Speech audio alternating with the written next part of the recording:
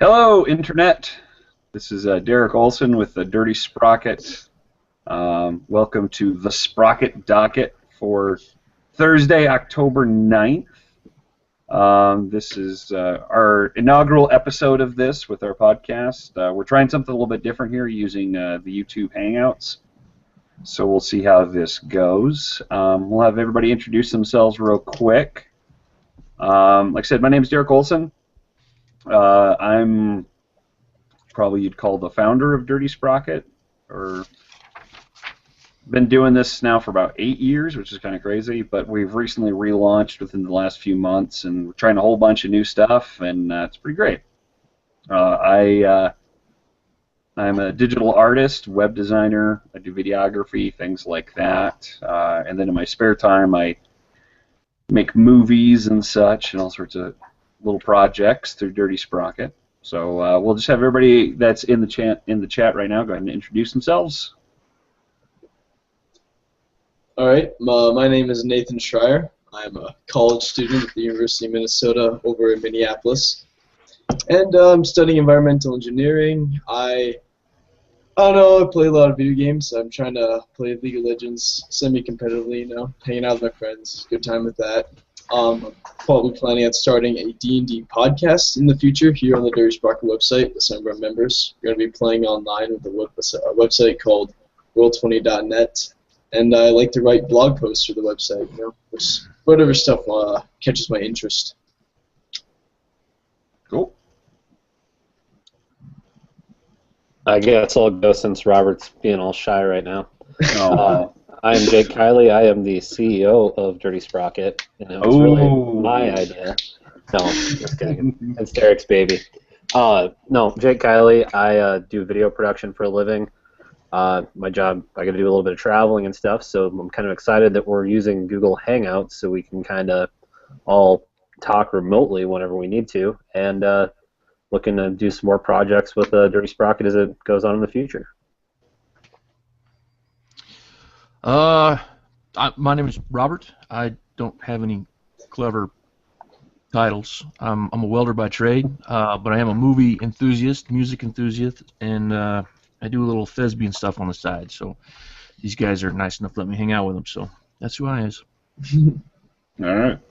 And I guess if you don't know what Dirty Sprocket is, I don't know why you would be here, but just in case you have no idea what it is, it's kind of a collection of kind of creative individuals, and it's a place for us to do different projects. We have a blog that's pretty active right now. We post about 3 times a week. Beyond that, we have video projects. We've got some that are already done. We've got some that are upcoming. We're even going to start branching out into adding fiction to our website, short stories and the like, which I'm excited for that.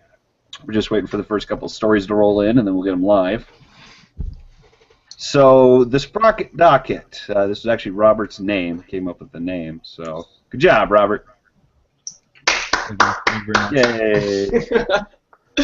Super clever. Yeah. I like it better. We've had many different incarnations of Dirty Sprocket over the years, and a few years ago when we were kind of active, we were podcasting, and it was Sprock Talk, but I like Sprocket Docket better. It's very nice.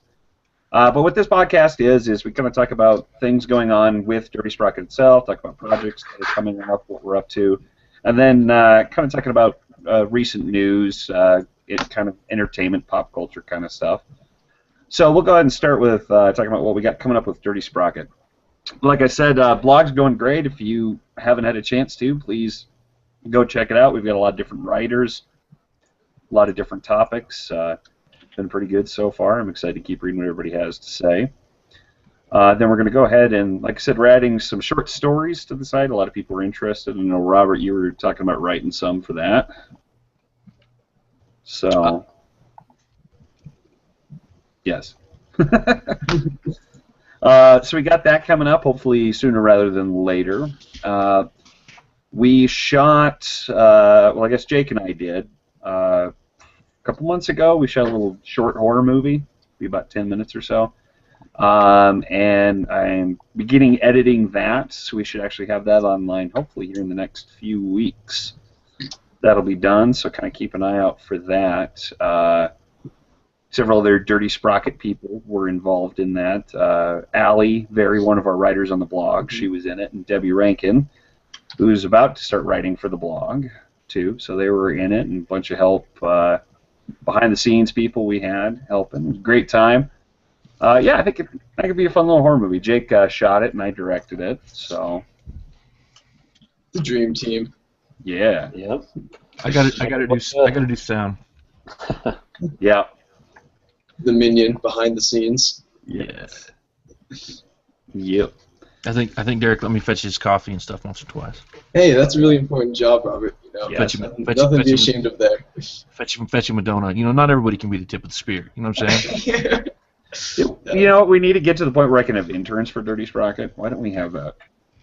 Maybe, I want free labor. I don't know. You could probably get people like the high schoolers to do it. Yes. People involved in the theater department, they'd love it. I think technically we're all interns unpaid right now. So Nobody's making money, so I guess yeah, that's probably intern is an apt description for all. that's why we're pretty liberal with the job titles right now. Oh, hell yeah. You can be whatever you want to be. Everybody could be executive producers on our next short. How about that? Oh boy, I'm in. Yeah. Robert, if you can figure out how to have color in his video. Black and white is classy, and I'll be a senior executive producer. Thank you very much. Ooh. Yeah. I think I'm going to be a leading productive manager. You know, sounds pretty important. Just throwing together random buzzwords. Yes. So, anywho, we got that coming up. Like I said, it should be done soon. I'm excited. Everybody's already asking me about it all the time, when it's going to be done. I'm kind of slow on things. I actually got back from my honeymoon about 2 weeks ago, so I'm kind of getting back into the swing of things from Vegas, which was amazing. Lazy. Yes. Yep. I very much am. So that's coming. Our other big projects, our big projects, which kind of helped facilitate bringing Dirty Sprocket back to life, was we have a web series called Jupiter and Mars that we've actually been working on for a couple of years now, and we shot a pilot. It was kind of this web series originally kind of conceived as about 4 or 5 episodes, but we shot a pilot last summer. We've been editing and such now. Then once we have final edit together, we're going to put it online, and then we're going to launch a Kickstarter campaign. We're trying to get that Kickstarter money. If we do that, then we're going to finish. Then we'll create the whole season. Like I said, it'll be about 4 or 5 episodes. Yeah, it's been in the pipeline for a long time. Jake, you can maybe talk a little bit of kind of where we're at. Jake is editing it right now. Yeah, basically we're going to probably get together here within the next week or so and kind of do the master edit here with Derek and I and maybe Monty to kind of go through and do any last-minute tweaks or changes, do a little bit with the special effects, but then hopefully we'll have that finished and we'll cut a trailer for it and we'll start trying to promote it and get the word out there and do the whole Kickstarter thing, get the Kickstarter money. So. Yeah, we're excited. I think I've got a lot of ideas for what to do with it if we're able to keep going with it. It's kind of crazy. It's about I don't know. It's kind of changed over the years. Like I said, it originally started as a project I did with my dad about 9 or 10 years ago. It was going to be an animated show about these 2 guys that work for kind of a National Enquirer type magazine. They fight the forces of evil. So it's changed a little bit since then. But yeah, check it out. We'll be having a big push once it's done. We're gonna flood everybody's Facebook page with stuff. We kind of made the decision to go through Kickstarter because we all really liked the idea, and we kind of felt that if we were going to do it, we wanted to do it right, put the time into it, put the production value into it, so that we can really make this something very interesting that we think people will like and enjoy. Mm-hmm. Yeah, I mean, pretty much everything we do right now with Dirty Sprocket is, like we said, none of us are making money, so that equates to none of our projects have money going into them. We kind of beg, borrow, and steal everything, so. Yep. We'll just like do it thieves. because we enjoy doing it, so. Yeah. So it'd be nice to have money to do it. So, and there's a lot of Dirty Sprocket people are involved in that, so. Yeah. So soon. I swear. Everybody keeps asking me about it. I swear it is close. It is almost done. If we can just get that video editor to do something about it. Yeah. Called me lazy, but I am. Well, some of us, we got to see kind of a sneak peek of some rough stuff, and it looked pretty good. So Yeah. No, I think it turned out pretty good. One of the things we are talking about doing with it, though, is I think if we end up getting the Kickstarter money, I think we're actually going to reshoot the pilot. That will have a little bit of money, and also we shot it. Like I said, we shot it a year ago, and everybody looks slightly different. So it'd be weird from one episode to the next that everybody looks completely different than they did. So. Well, and the kind of nice thing about that too is we can kind of write the script a little more for the actors, knowing kind of how they played the characters, and just make it a little more personal, a little more intimate for them too. Mm-hmm. So. Mm-hmm. What helps too is actually get a chance to see, if a joke works or a joke doesn't work. Because there's a few jokes in that pilot that I don't think really worked. Was it's hard to tell when you're funny? writing it. Oh. It was funny. It was amazing. Except for Robert, he was terrible in it. I was god awful. You were not. I'm not even. I don't know what happened, but he was just in black and white. I couldn't get his color captured. Yeah, you guys think that this is just his webcam, but Robert actually looks like this in the real life. It's Yes. obscure. It's a phenomena. It's very strange to see him in real life. But it's classy. It's retro. It's grim noir. You're like Pleasantville. Yeah, I'm like that. I'm like Tobey Maguire, but not as wealthy or talented. No. Handsome. Yeah, that too. Let's keep finding things here. Zing. Okay. All right. Well, anyhow, I think that kind of wraps up what we got going on with Dirty Sprocket itself. So we're going to kind of shift gears then to we have a few different topics we were going to talk about. So we're going to kind of get into that. Again, those of you that read the blog, we actually just had a blog post yesterday came up from Zach Christie, one of our bloggers, and it was about space games and stuff. Now, Robert kind of wanted to talk about that because I've never actually heard of the game that Zach was talking about. So maybe if you kind of want to steer the ship on this one, Robert. Oh man, you're missing out. Okay, so yeah, he wrote. Well, he kind of was writing about two things at the same time. It seemed like he started out writing a review for this Steam game called Kerbal Space Program. Picture minions in space. Okay, so what it is it's essentially a space simulator. You're building little spaceships, and the guys that designed this, they put a lot of real rocket science into this. I mean, you got to figure out weight to thrust ratios and different things, and you when you launch, right, you're literally watching this rocket go from the ground into outer space, and it's in this mythical planet with this mythical solar system, these weird planets. But you got to figure out a flight path. You got to judge your fuel, but it's all done with stupid little cartoony round-faced dudes called Kerbals, and so it's a lot like education, but it's fun. And you blow up an awful lot. Like, I can't tell you how many times I've blown up on re-entry or just on the damn launching pad, and it's hilarious. And you can leave little Kerbals in space forever. Do they like freeze and die? No, well, I haven't played it in a little while. The last time I played it, I think it was still in the beta. They finally released it, but I don't remember if they actually died or they just stayed out there in limbo forever. But yeah, that's worse. Yeah, like This game gets very dark.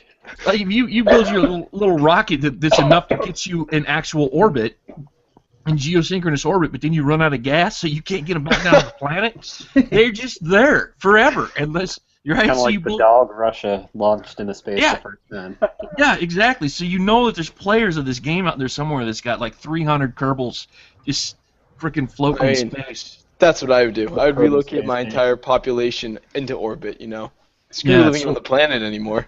Yeah, so yeah, it's a fun game, and then part of that too, he was trying to get across the point he was trying to get across in his blog is he was asking is space themed crap cool yet? And he was pointing out to a lot of kind of pop culture space-related things. Like I think we've all seen the I fucking love science posts on Facebook. I'm sure you guys are familiar with that. Mm-hmm. They got some awesome stuff on there. That gal is so smart, and she put some really, I don't know, scientifically hard. She put some big hard science shit on Facebook or on YouTube and her videos, and it's just fun. It's just cool stuff. And then he didn't write about some of the stuff, but these are things that I like Vsauce and Veritasium. Are you guys familiar with that? Yeah, Vsauce is cool. And then there's the other guy that does Veritasium, and these are guys that are just taking science and space, and they're finding ways of making it interesting and kind of making it fast food for non-science people, so that you can ingest 10 minutes worth of science and learn something cool. And you just see a lot of that now. Different TV shows. Neil deGrasse Tyson's got a couple. He did just finished Cosmo, and he's also got Star Talk. I don't know if you guys listen to the Star Talk podcast, but man, that's a cool ass podcast. So yeah, I thought that was a cool blog that he did. I got a kick out of a lot of that stuff. Cool. That's kind of crazy to even think about, though, that science or space travel and stuff wasn't cool. I remember as a little kid, in elementary school, watching shuttle launches and stuff in school. I don't know if you guys do or. Yeah. It always kind of surprised me how much, and he kind of touches on it in the blog post, but, I mean, there was a literal space race, between the United States and Russia for years, and now it's, we are going privatized with our space program. We don't have the shuttles anymore, It's kind of sad, Yeah. Well, more the... where our space program was kind of headed, funding-wise and that, but we'll see what the private industry can do. I hate to kind of date myself, but I remember exactly where I was when Challenger exploded. I remember that too. I was going to say, I remember Challenger. I actually got to see a launch down when I was down in Florida. We went down to see Disney World and all that, and we got to see a launch. So that's awesome. Yeah. No, space is cool. Even India's getting into it now, aren't they? I think they have a mission to Mars or something planned. China is going to have a man on the moon next year, I think. So. Huh. Space is back. I just read this on Facebook today, and I got a kick out of it. Mars is the only known planet entirely inhabited by robots. It's the only one we know of. That's amazing. Never thought of it that way. So anyway, yeah, that was a cool blog. Yeah. If you get a chance, go check out these places, on Facebook, I fucking love science, Vsauce, Veritasium. Maybe we should put links up or something, because these are cool places to go. Yeah, I like it because it just kind of brings science and this general education to everyone, I mean, suddenly people who you couldn't get to stay awake for, 10% of their high school day suddenly give a crap about some random scientific article just because it's so mind-blowingly awesome. And that's exactly what science is, Yeah. And it's all bite-sized that people can, exactly read quickly and not have to, spend their whole day learning about it, Just hit the facts, so. Yeah. And if you're like me and you like to impress people with useless shit, that is Robert to a T. Yeah. If you're not friends with Robert on Facebook, it's science articles and then Robert starting shit with people on Facebook. Yeah. It's the great debate over there, 24/7. You're always pissing somebody off there. That's what makes life fun. Tomorrow he's going to be making fun of all of us for talking about liking space. Yeah. He's probably running a police right now. Nerds yesterday? I was talking to my wife with one of your posts yesterday or 2 days ago. I was like, I'm not going to comment on that. That's just going to go wrong. Sometimes they go very wrong. Yeah, sometimes. Well, if you ain't pissing somebody off, you ain't trying hard enough, I guess.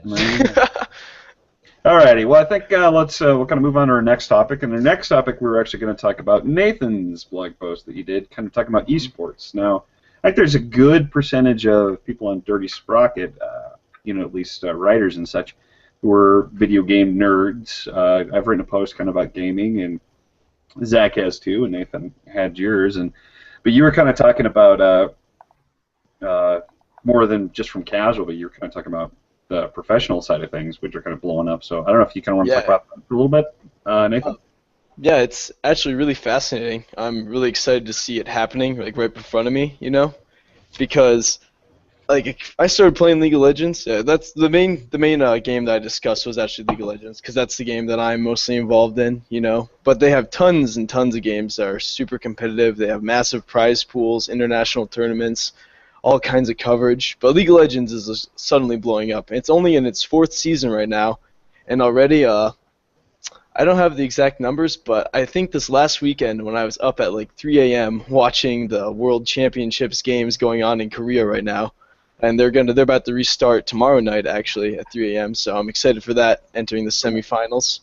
But I think they had 200,000 plus people watching on Twitch TV, which is just the main way people watch that. So it's huge. The main prize pool is $1 million, and I mentioned it in my article. Like that's actually just like pocket change compared to the Dota 2 tournament, which Dota 2 is a game. Basically, its gameplay is really similar to League. It's just a different. No, slight differences and nuances in the way it plays. But they had a tournament this last summer that the prize pool was like $14 million or something insane. Like, people were making a ton of money off this. And, I don't know, I think the main thing that I love about it, though, is because it's all based in the community. Because none of this would really be possible. Like, the competitive gaming scene is basically completely supported by the fans. Like, the reason that Dota 2 tournament had such a massive purse, as you refer to it in our little spreadsheet right here, which I enjoyed. The reason it had such a big purse is because they started out with a prize pool of $1 million like League, but then Dota 2, which is done by Valve, an awesome game company, they work very closely with Steam. In fact, they are Steam, but they released this product before they are Steam. They own it, but they released this product in the in-game shop or something. Because for you to invest your money, your real-world money into, not just like the points you can earn in the game, but a certain percentage of all the money people spent on that product went to the actual prize pool. And so many people invested money into it that the prize pool jumped from $1 million to $14 million. I don't know, I have the exact number. But I don't know, I'm just really excited. It's huge. And that's just MOBAs, there's first-person shooters going on now. Fighting games are huge. Yeah, I just really love it. Every day I'm on Twitch TV watching my favorite streamers. I think that's a testament to how big this stuff's getting, because it was Amazon bought Twitch, right? Yeah, just recently, I think. For like $2 billion, was it? Yeah, it was. That's insanity. But, I mean, it makes sense. I mean, it shows how popular this stuff is getting that Amazon, because, I mean, that's not a dumb company. I mean, that's not just somebody's going to throw their money around. I mean, sure they research and realize that, $2 billion is a worthwhile investment, which is just nuts. But it all comes from like Twitch. And what I was talking about with all the tournaments and everything, that's just one side of the pro gaming field as a whole. I mean, there's like the majority of the people playing in competitive or pro gaming are actually just sitting at home on the computers, broadcasting themselves playing games, having anywhere between 500 to 50,000 viewers at a time. It gets huge. And then the people, they just sit there and they watch their favorite streamers play these video games. And if you really want to support them, you can pay a $5 subscription per month to them via Twitch, and Twitch gets a piece of that action. And then a significant portion goes to the streamer themselves. They accept live donations on streams. So a lot of them live quite comfortably doing nothing but playing video games 8 to 10 hours a day on broadcasting themselves, interacting with their chat and everything. And it's just, for the most part, I mean, the larger channels can get kind of toxic, and the people that go to them and comment and stuff, and that can be amusing. Yeah, the mask of anonymity is going to forever, corrupt every human being that goes on the internet. But for the most part, from Penny Arcade, it was the internet dickwad theory that they've come with. It's just anonymity, regular person equals asshole. So. Yeah. So here's my question. I mean, I did a little research on this, and some of the stats on this stuff is interesting. But so they're calling it esports. Mm-hmm. Is that fair to call it sports? Because like they just had a championship in Staples. I mean, they did a highlight on this on HBO's Real Sports. Uh-huh. Real Sports is all about sports, right? So Real Sports. Yeah, Real Sports on HBO doing esports championship at the Staples Center, but I mean these guys are just playing video games. I mean, is that fair? Is that cool or? I mean, would you be surprised? I mean, it requires a different kind of fortitude. I'm not gonna say that a professional athlete doesn't have a certain amount of fortitude, because they really do. I mean, they have all kinds of natural talent, and they have to keep themselves in really good physical condition. But for these players to play at the level of skill and intensity that they do in front of massive audiences, I mean, 200,000 people are watching them live on Twitch, and your every move that you make in this game, and like for the most part, every single person who's watching this game via the internet, or if you're among the tens of thousands watching them in Korea, every single person watching them plays the game and understands what you're doing, and they're analyzing every move. And the amount of mental stress that these people go through, it's insane. I mean, I watched a bunch of videos about. They released a bunch of videos telling the backstories of pro gamers coming into the Worlds, and a lot of things they talk about is just the insane amount of mental stress and the toll it takes on them. Like, I think one guy said he lost like 5 kilograms in the past month getting ready for World Finals. Just holy cow. Yeah. Well, that's got to be extremely hard. I mean, because some of these guys are playing this game 14 hours a day. Mm-hmm. That's 14 hours every day of just sitting in a chair, not moving. I mean, that's not healthy. I mean, they do other things too. I mean, there's some people who obsess over video games and it can ruin them, but these pro gamers, they live in houses together. They socialize with one another. They go out and they build their teamwork and their friendship among each other. So they have nice, healthy social relationships. And they also, I mean, they're not going out and lifting weights and running all day. I mean, they are gamers after all, but they still go out and they get their fresh air, and then they do the best. They keep their minds and their bodies healthy so they can keep playing at this level, just like, any athlete would too. I think what's interesting, kind of what you mentioned, is like I love football. I watch the NFL and stuff. I've got the game on kind of off in the corner. If you see me checking that, I'm checking the score. But I think what's interesting, I mean, there's a lot of people that enjoy like football or basketball or things like that they'll watch on TV but never played. I didn't play football growing up. I play a little bit of basketball, but I mean, I enjoy it for that. But it's kind of interesting with a lot of these esports and things like that. These are things that if you enjoy watching it, you can play yourself, which I think is kind of interesting. It's a little bit different. It does kind of make it a little bit different of a mindset, honestly, for like the viewer. It seems like. Mhm. I mean, that's one of the reasons I love it, is because personally, whenever I watch real sports, the only sport I can really get behind is like, I don't know, sometimes baseball if I'm like actually there. But just because when I watch football or basketball, I'm with my sports friends, I'm always turning like, so wait, what does that mean? Like, what's that call? I mean, I'm so ignorant about it. Yeah, you're that guy. I'm that guy at the freaking pre-gaming, But that's what I was saying earlier about how the community is so involved, and that's what I think makes esports so amazing. I mean, the fan bases are really just that much more ingrained in it. And I think that's why it's grown so exponentially over the past few years. Where did these games come from? Like, I mean, I guess that sounds like a silly question, but other than say like some of the shooters and stuff that they play competitively, like League of Legends, that's not a mainstream game. Dota, that's not a mainstream game. Where do these come from? To be honest, go ahead, Dirk. I was going to say, I mean, as far as if you're kind of into it, I think they are kind of mainstream games. I've never played Dota or League of Legends, but I know quite a bit about it, But I think if you're kind of into that, they are pretty big games.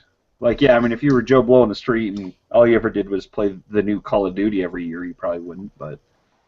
I don't think Robert appreciates you calling him Joe Blow. Or Joe Blow. He's the I think blowest it's kind of of an Joes. interesting way that things are shaping up. Anytime you can give somebody a platform or a venue to do something that they enjoy or love, and give them the opportunity to do it and make a living doing it, it's more power to them. That's kind of the power of the internet. So. Oh yeah. I mean, that's the thing. Honestly, the way we look at like Dirty Sprocket. I mean, sure, everybody involved would be kind of awesome if this sucker took off and we'd all be making all sorts of big bucks doing this. Probably not ever going to happen, but it'd be nice. There's got to be a lot of parents out there eating crow right now. Like, I'll be damned.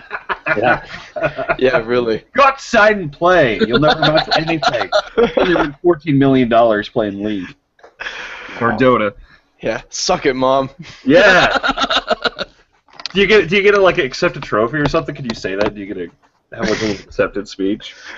No, Yeah. for the StarCraft 2 championships, whenever they win, it's always some awkward Korean or Chinese guy who's like 17 to 19 years old. And at the DreamHack in Sweden, whenever they win, they give him this big champagne bottle that they pop open and spray all over the crowd and stuff. I always thought that was funny. I've seen They never do it right.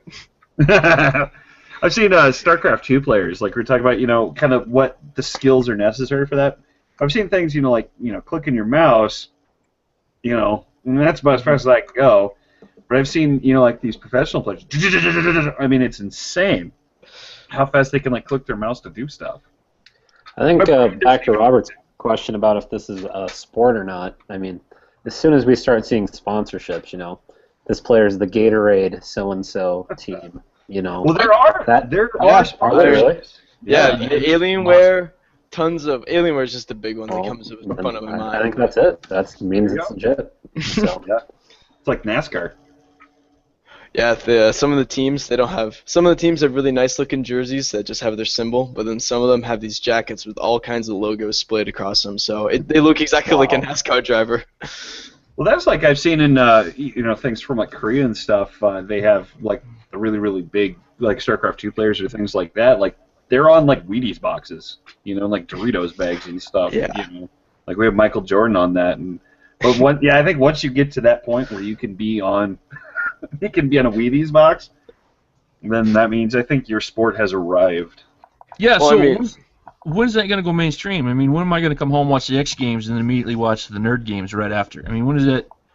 I'm giving it five years at the most, Robert. I mean, I'm serious about this. It is growing so exponentially that it's going to hit. I mean, mainstream TV stations would have to be crazy to not jump on this bandwagon soon. I mean, they can't just let the internet streaming market hold on to it exclusively.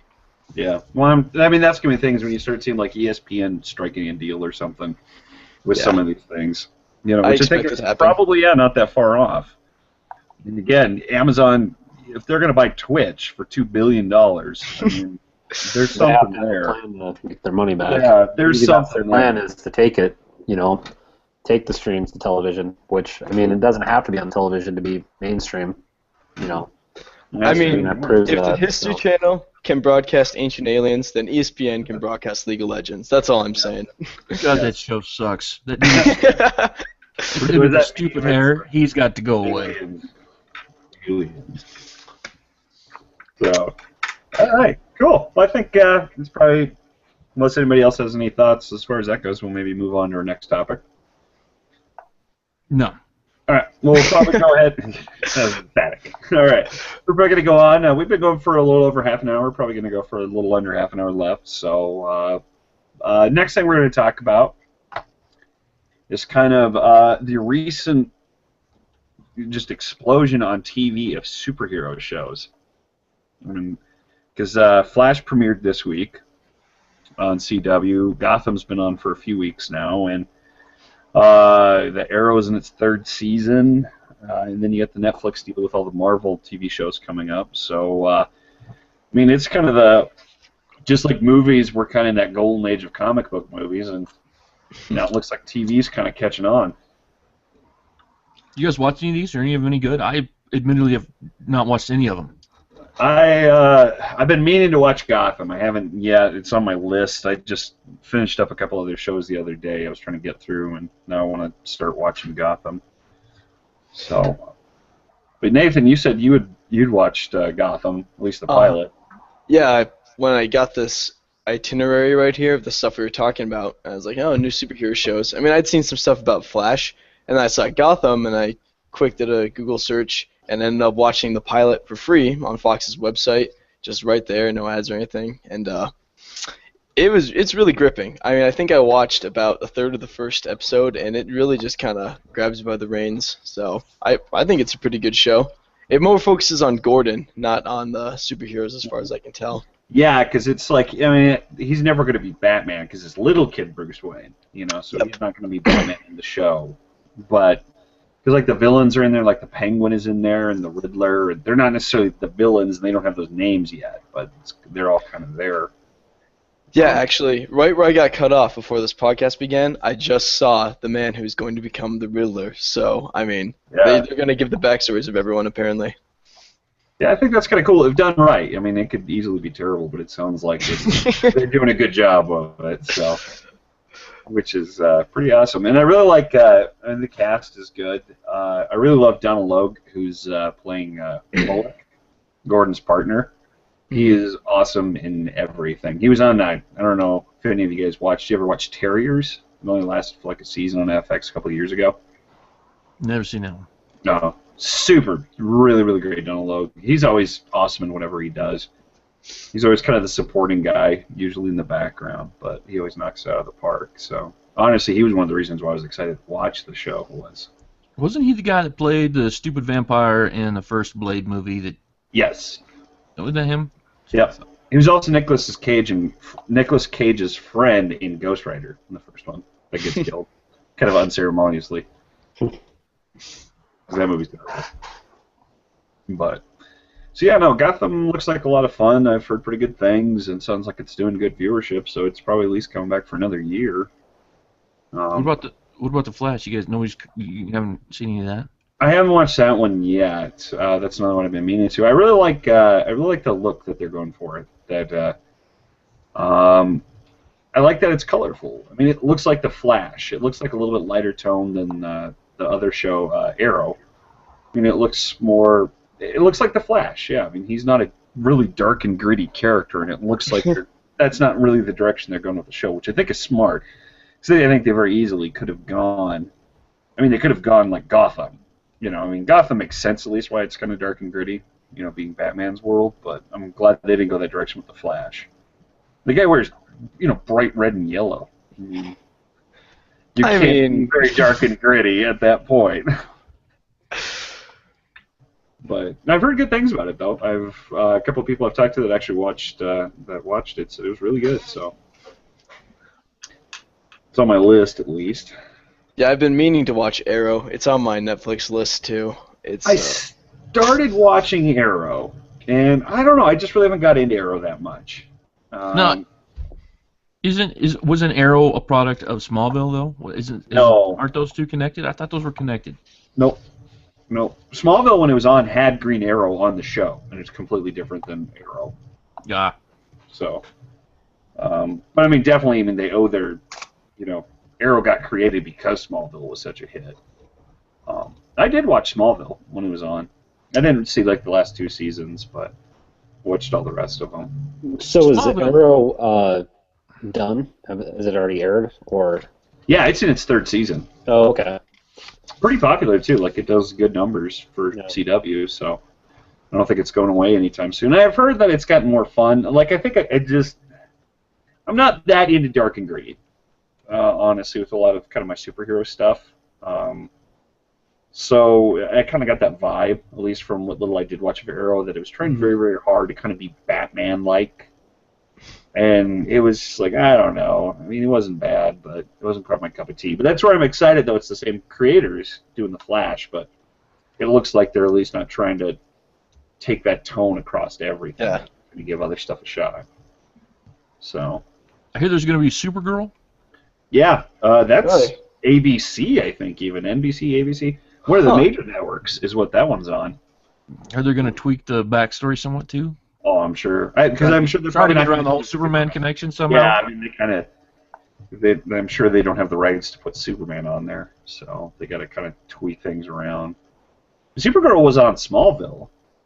Huh. Not much. She was, like, in the season, but... Dude, Smallville was that show that just wouldn't go away. That show went on way too long. Yeah.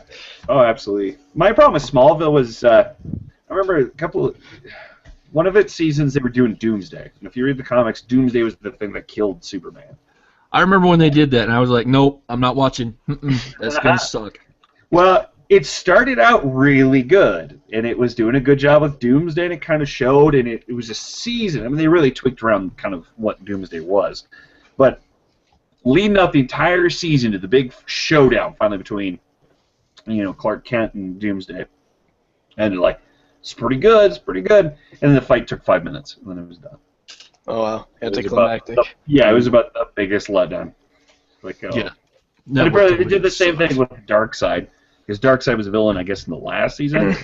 And for what I've heard, it was the same thing. Like, it's building up a season of the big showdown, and it lasts like 5 minutes with really crappy CG. So. Hey, viewer reports are in. Out of the 50% of our current viewers report that they love Arrow. So, Buddy Isaac is a huge fan, apparently. So. No, I've got a couple of friends who are just nuts about Arrow. So I guess maybe I got to get past. Maybe I just got to kind of stick with it. Work through the grit, Derek. I know your soft heart can't take much of the drama, but just go for it. Just go for it. So we got that. And then we're also, we have a little list of stuff we're talking about, but Marvel, you got Agents of S.H.I.E.L.D. is on. I don't know if that show sucked. Is that show getting any better? I've heard, I kind of felt the same way. I watched about half of the first season. I kind of stopped because I really wasn't getting much out of it. From what I heard, though, is towards the end of the first season it got really good because it linked in with Captain America: The Winter Soldier. It linked into all of what was going on there. And I heard that was really good, and it's on the second season now, a couple episodes in, and I've heard pretty good things about this. So I kind of feel like, I think that's on Netflix now, the first season, so I think I might go back and watch the episodes I missed and see if it did get better. But yeah, it just, I don't know. It could have been, I think, a lot better than it was. Well, I caught like the first 2 or 3 episodes, and I decided that this just wasn't worth my time. And then I heard that they brought Bill Paxton on, so I went to try to catch a couple of those. Yeah. And apparently Bill Paxton cannot make bad writing a good show. As good an actor as he is, crap is crap, and I quit watching again. But Bill Paxton people say that, Bill. No, can't make Agents of S.H.I.E.L.D. a good show. No, that's not true. No. See, what I'm actually really excited about, though, is because they're doing a Peggy Carter TV show. The love interest from the first Captain America movie. So it's going to be period piece and everything. The guy that played Howard Stark in the first one, he's going to be in the show, too, is Stark. Aren't they bringing back, what's his name, Dum Dum or whatever the hell his name is? The Howling Commandos, I think, are all going to be in it. So I'm super excited for that. I like that actress a lot. I really like that part. I don't know if you saw in the Iron Man 3, when it came out, if you bought it, they had done one of their one-shots with Peggy Carter, a little short about her, kind of at the beginning of S.H.I.E.L.D., and I thought it was badass. So I'm actually really excited for that one. I mean, regardless of whether or not Agents of S.H.I.E.L.D. sucks, I really do like the concept of what they're doing, at least. And I hope that maybe other shows do it. I mean, first of all, I'm pretty much loving how Marvel is doing all these individual superhero movies and then tying them together with Avengers. And I just think it's funny how they have these main, I don't know, the center stage spectacles, which is their movies, and those are the big blockbusters. And then the backgrounds, just like the agents are in the background of everything, you have like the TV show and stuff. So I'm sorry to hear that sucks, unfortunately, because I did want to watch it. But yeah. I'll still give it a chance because I know how harsh Robert can be. Yeah, just big meanie. Well, I mean, yeah, crappy special effects and yeah, you can't get away. My problem with network television is so vanilla. Like they want they want everybody to be able to watch it, and they don't want to offend nobody, right? So they they don't take any chances with anything. It's just, I don't know, it's silly and. Except for the people that make the show Hannibal. They don't care if anybody likes it. There are some exceptions, but I mean, those really are the rules or the exceptions that prove the rule, Except for FX, man. I'm really surprised at some of the crap they do on FX. That's a bit different, but. Have you watched Hannibal? Have any of you guys watched Hannibal? I haven't. I've seen a few episodes. The violin episode was pretty gnarly. I need to have a whole podcast talking about Hannibal. I just finished the second season. Is it on Netflix? No. Oh. No, unfortunately. I bet it will be for too long. Had to buy it, but it's the most disgusting, beautiful show I've ever seen. It's on my list after our conversation last night, so checking it out. So we didn't spoil those too bad with our terrible descriptions. No. You guys are the worst people at describing something to get somebody else to watch it. So. We were out at a bar last night for my birthday, and made your list. I got a few drinks, and then I was trying to explain TV shows.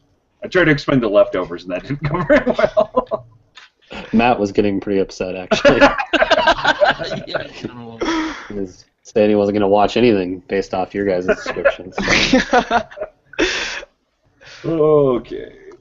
Anyway, back to the superhero TV shows. So that's kind of what's on the air now. I think what I'm really excited about is the Netflix deal. that sounds like it'll be good.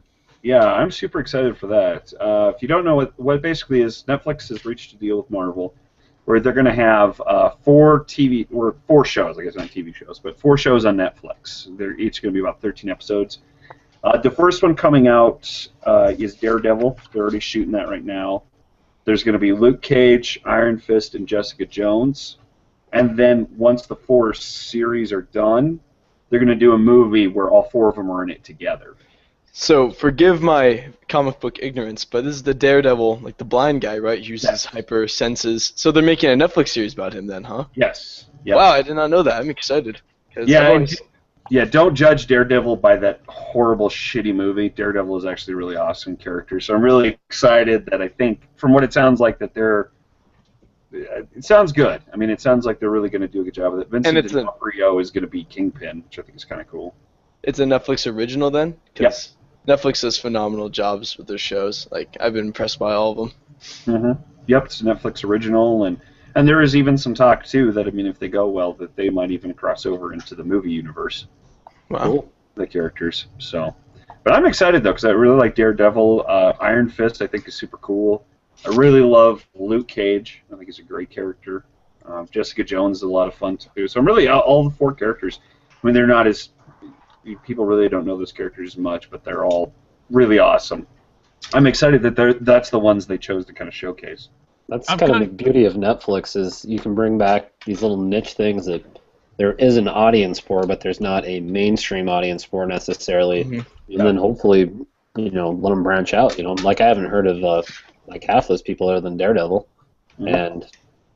But Netflix does things right. I think they kind of sit back from a producing standpoint and let the creative people make amazing things. So, well, that's pretty smart too, because what might not be a super popular character in pages of a comic book might actually turn out to be badass on the screen. Take Guardians of the Galaxy. That comic book is not a big moneymaker for Marvel. I mean, it's enough to kind of hang around. There's not a lot of people that knew about it. Wasn't maybe a moneymaker for them, but I'm sure they had a surge after the movie came out. Again, another one I had never heard of, and that was the best movie I've seen in probably a couple of years. Just an incredible movie. I have to agree with Jake.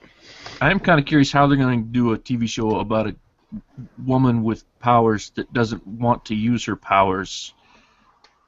That's one of the superhero things ever. Like, every Spider-Man movie is about him not wanting to use his powers. Yeah, but I mean, in the comics, she quits. She's like... Yeah. Well, she marries Luke Cage in the comics and has a kid and everything, too. So. Does she travel back in time or in the future with... I'm sure at some point. Cable? It's comics, so probably. About anything that could happen probably has. Definitely off topic, but with, all these kind of individual things getting made or brought back for a short series or something, or your Arrested Developments that Netflix is bringing back, I'm just hoping that they're going to bring something back in the Firefly universe. Yeah. Like, it doesn't have to be Firefly, but just something else in that universe would. Well, I think they're beyond the point. I think they're beyond the point of there ever being more Firefly in that incarnation. Mm-hmm. But yeah, you could do something. Yeah, in the universe would be a lot of fun. Yeah, it was just, I don't know, that's probably my favorite piece of television, and so... Yes, Firefly is amazing.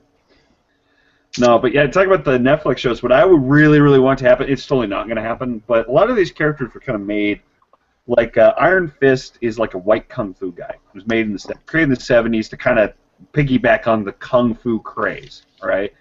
And then you had Luke Cage, who was the character that was... created around the time of like blaxploitation movies like Shaft and stuff like that. What I really want to have, it's totally not going to happen, but those movies actually be period pieces. Like Iron Fist should be a horrible kung fu you know, like old kung fu, and Luke Cage should be a blaxploitation show. I mean, No. in the comic books, Luke Cage called Dr. Doom a jive turkey. What? Yep. Wow. Yep. Yeah, Dr. Doom hires him to do something, then Dr. Doom skips out paying him, and here's this like monologue Luke Cage does about Dr. Doom being a jive turkey. And his catchphrase was "Sweet Christmas." My god. That's a perfectly legitimate insult. Yeah, of course. It's still relevant, you know? I don't know how you respond if somebody calls you a jive turkey. It's pretty much an argument ender right there. There is no comeback to jive turkey. I think you look for the closest newspaper and see what year it is. You can fall through some kind of time vortex. But, I think that's one of them times where time just stops and everybody's trying to figure out if that actually really happened. Like, did you really just do that? I want to do it now. That's going to be my new go-to insult. Call You people jive turkey. Yeah. So that's what I'm gonna when I get onto YouTube comments and stuff, I'm gonna call people jive turkeys. You take Or that we're back. participating in Robert's Facebook debates, you know? If we want them to just stop. Robert gets going. I'm just gonna call it jive turkey. Diffuse the situation. conversation stopper. It's like throwing a smoke bomb down in the middle of it, you know? Oh. So, but yeah, no, it's kind of, you know, right now, I mean, now is the comic book time. It's kind of cool. Are you all any of y'all gonna buy the Kill Wolverine comic? Is it come out yet? No. I think if it hasn't, it's probably about to start. Yeah, the death of Wolverine, which he'll be dead for probably 2 months. Or no, he'll probably be dead until they need to start promoting the new X-Men movie, and then he will be back alive again. Oracle Derek has spoken. Yeah, that's how that goes. You can only kill him for so long. That was always the thing about comic books. Was the same. It was like no comic book character stays dead except for Barry Allen and Gwen Stacy. Barry Allen was the Silver Age Flash, and Gwen Stacy was Spider-Man's original girlfriend.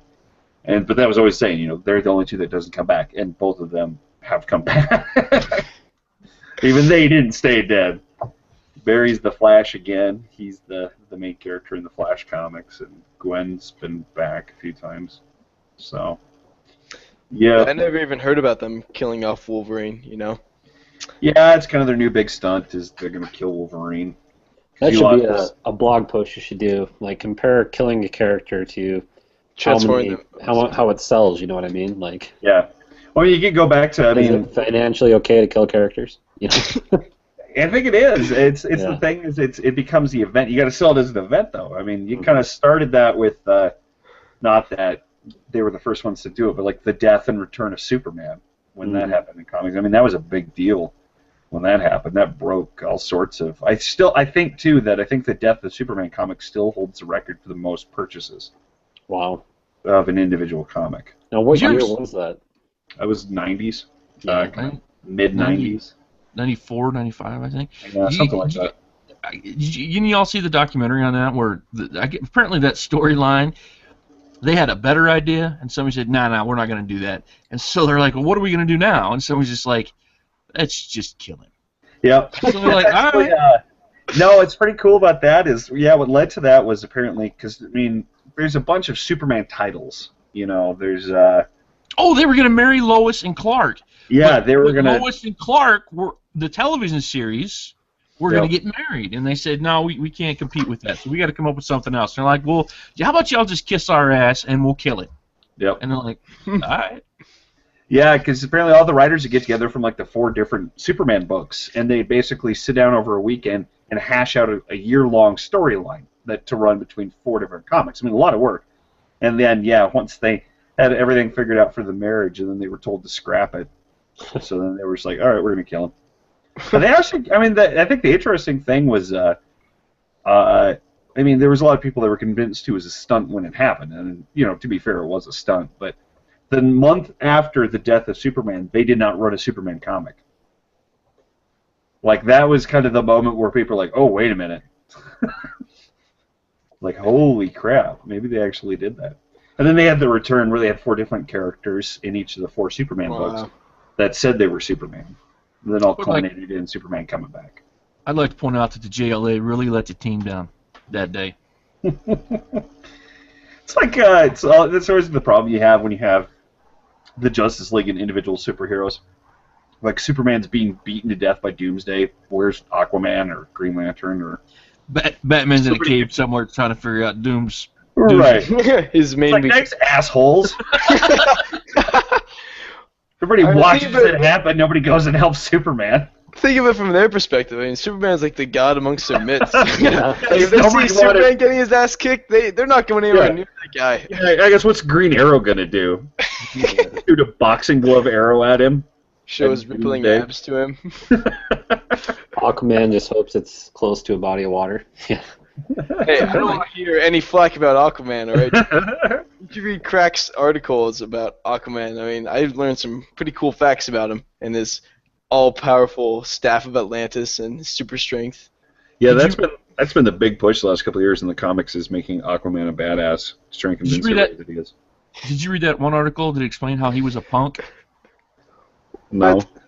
Oh, I haven't posted that yet. Yeah, he's No. a punk. He's a punk, huh? Aquaman's a jive turkey. All right. Yeah. Robert's Alright. new article, 10 reasons why Aquaman should kill himself. No, that makes me think of the best. Did you guys ever watch Harvey Birdman when he was on? Yep. Birdman. The best was the one with like the Apache chief burns his crotch from hot coffee, and he's suing this place. And they talk to some of the super friends, the lesser known ones. Black Vulcan was one of them. And he's talking to him, and he's like, Black Vulcan. He's like, do you think I came up with that name? You know, they did.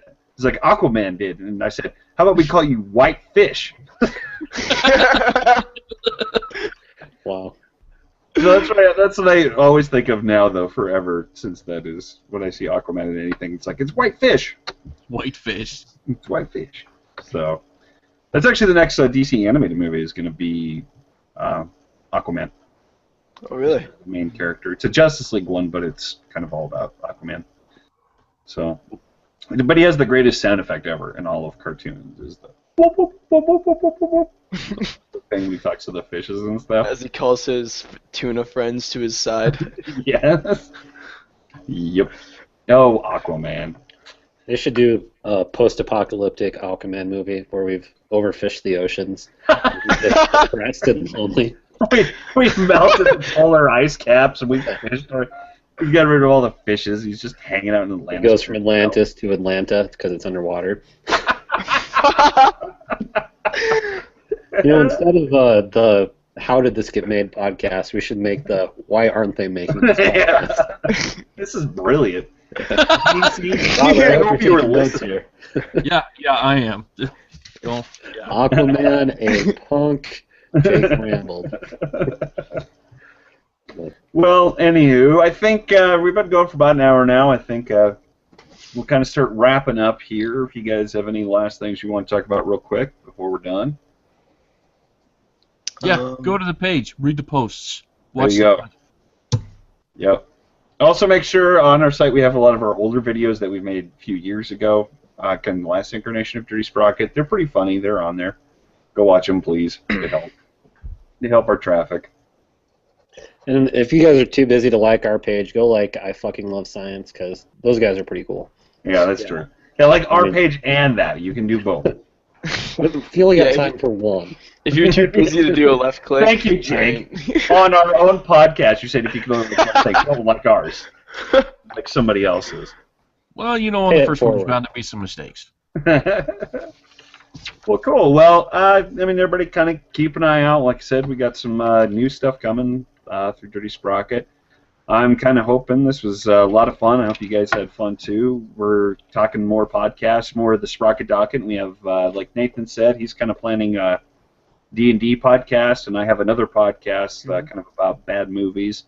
That's kind of in the works too. So, and we're going to keep doing these as well. So there's a lot of stuff coming, and we'll have different people on. You know, we'll have more people on probably the next time we podcast. Some of the other writers on the site. So. But yeah, if you would like our page, make sure share all our stuff. It's awesome. Go there constantly. We're updating quite a bit. Stalk us if you have to. I mean, Yeah. whatever you like. Well, we know that Nathan is in Minneapolis, so nobody else said where they were. So Oh yeah, that's right. they're gonna find you now. Hunt Yeah, me down. he'll be playing video games. Take his ass outside, hose him down, stick a burger in his throat, send him on his way.